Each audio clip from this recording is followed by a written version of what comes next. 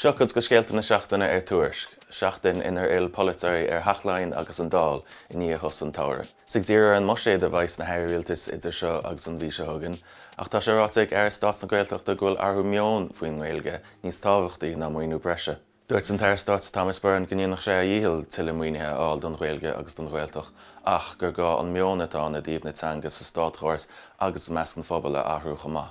Bhí an Stát Byrne rinne go na hairíaltas a leabhar linn Tuairisc gur méomhnaí húthláin a raibh ile na dála. Leabhar méid freisin leis an aire éidechas Norma Foley agus leis an aire tíochta Darragh O'Brien faoin na bhfuil gealta ó thaobh na Gaeilge agus na Gaeltachta. Ceann na beirteas atá gealta ná an policy don éidechas lán Gaeilge las muid an Gaeltacht. Tá sé rátaigh an rainn éidechas a dréocht policy go bhfuil gála caidán a leagan síos don toméidechas is scoile na lán Gaeilge. Tá ráta freisin sa gápéis a bhfuil cópta feiceigh Tuairisc nach bhfuil ag gaiir leis an córas dóthain múntarí a chur fáil do scoile na lán Gaeilge.